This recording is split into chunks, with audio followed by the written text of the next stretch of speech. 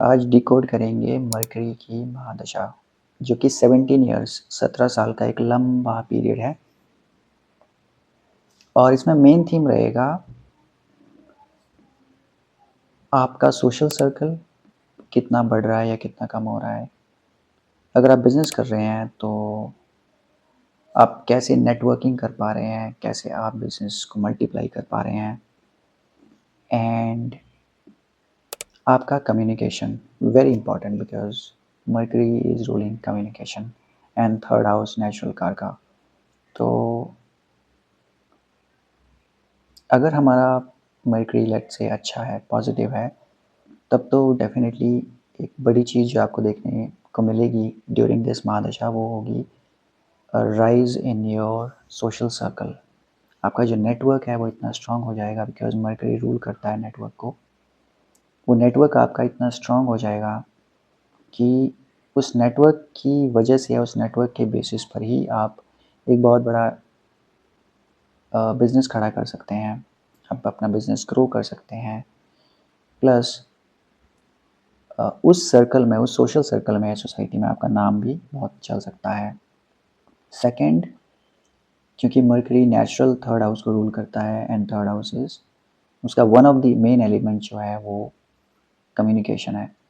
तो आपको अपने कम्युनिकेशन के लेवल में या स्टैंडर्ड में भी एक अलग ही चार्म देखने को मिलेगा कि आप जो भी बात करेंगे उससे you will see that people will be attracted toward the way you communicate things or the way you communicate or you make them understand। कोई एक बहुत कॉम्प्लेक्स सा सिचुएशन है, लेट्स से, या कॉम्प्लेक्स सी प्रॉब्लम है, और उसको दो तरीके से, एक ही बात को दो लोग अगर समझाते हैं, तो जिसका मर्करी अच्छा है, स्ट्रांग है, वो एक बेटर वे में कम्युनिकेट कर सकता है उस चीज़ों को। लेट्स से कि वो टीचिंग के प्रोफेशन में है और मर्करी बहुत अच्छा है, तो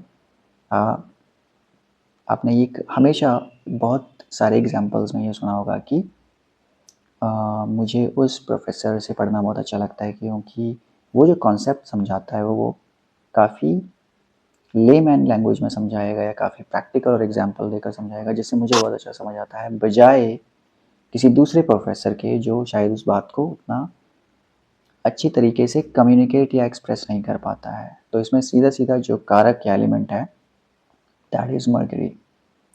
तो ये चीज़ आपको देखने को मिलेगी। और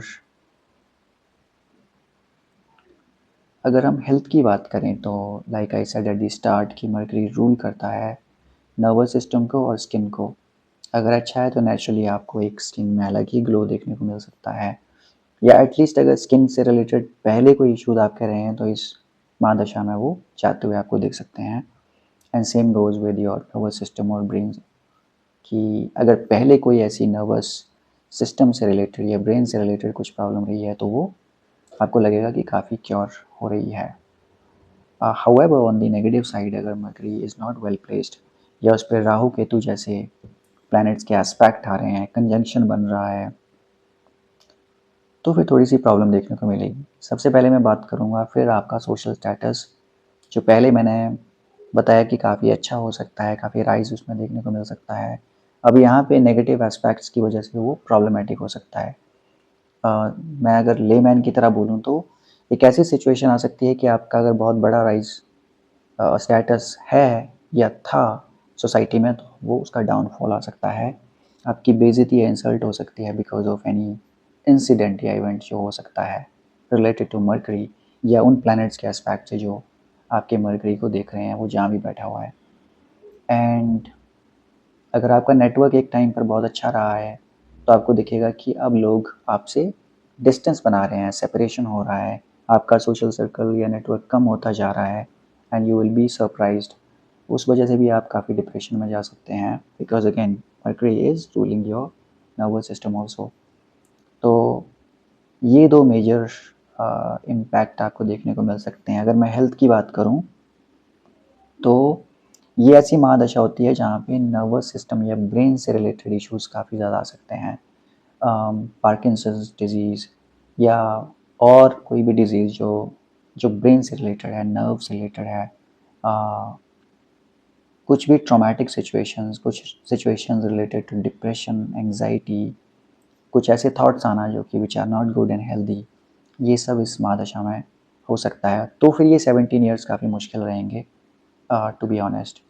एंड सेकेंड, आपको स्किन इश्यूज़ फिर काफ़ी देखने को मिलेंगे। And skin issues can very, there can be a variety of skin issues, पर ये दो प्रॉब्लम्स रिलेटेड टू हेल्थ देखने को मिल सकती हैं।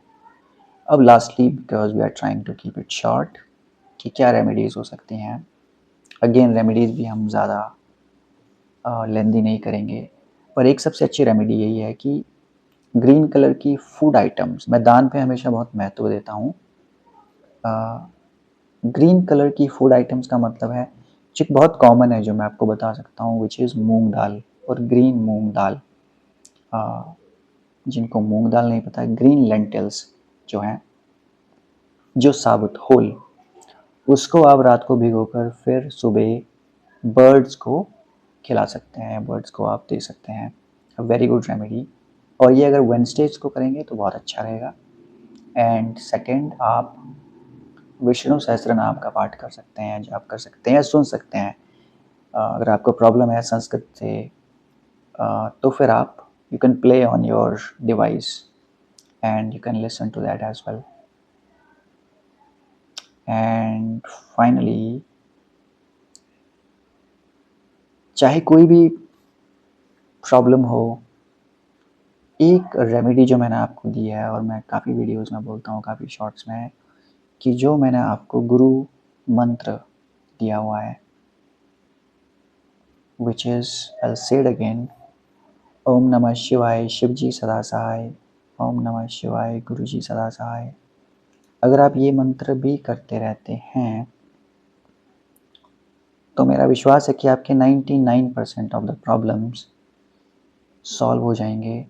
या अगर आपको बहुत प्रॉब्लमेटिक सिचुएशन आने वाली थी, तो बहुत हल्के में या कम होके कि कम इंटेंसिटी के साथ आपको छूती हुई निकल सकती है।